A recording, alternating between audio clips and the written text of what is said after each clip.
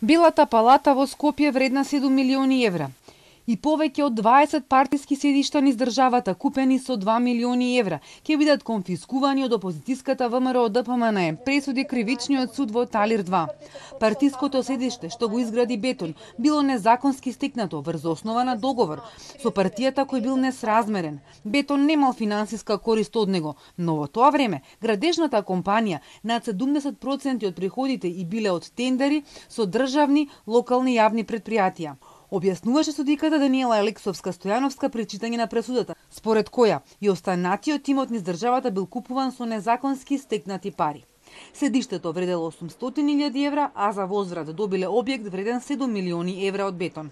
Во конфискува недвижниот имот, партиското седиште на ВМРО ДПМН, односно деловниот објект детално опишан во имотен лист 50.750 на ТО Центар 1, ако е недвижен имот е обезбеден со решение за привремена мерка КПП број 403/18 од 31.10.2018 година, донесено од судија на претходна постапка при овој суд и правосилно на 2.11.2018 година, а правните дела случајно при извршување на кривичното дело со намера да се намали вредноста на имотот што се конфискува се неважечки согласно член 241 став 2 од ЗКП.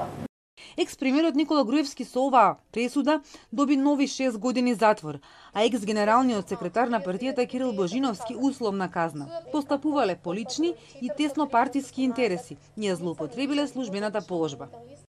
Со цел да обезбедат ново партиско седиште и незаконско финансирање за правното лице, политичката партија ВМРО ДПМН овозможиле преземање и реализација на активност во име и во корист на правното лице, политичката партија ВМРО ДПМН, и тоа склучување на договор за пренесување права на градење и договор за регулирање на меѓусебните права и обврски помеѓу правното лице, политичката партија ВМРО ДПМН и ДГ Бетон, АД Скопје, спротивно на Законот за политички партии, Законот за финансирање на политичките партии и Законот за облигациони односи, со што за правното лице, политичката партија ВМРО ДПМН противправно прибавиле имот, објект.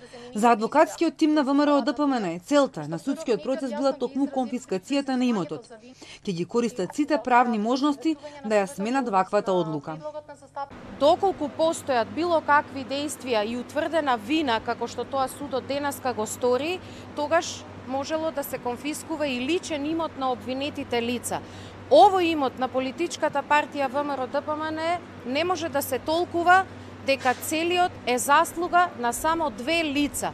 Напротив, во таа политичка партија има многу други луѓе кои што допринеле за создавање на тој имот.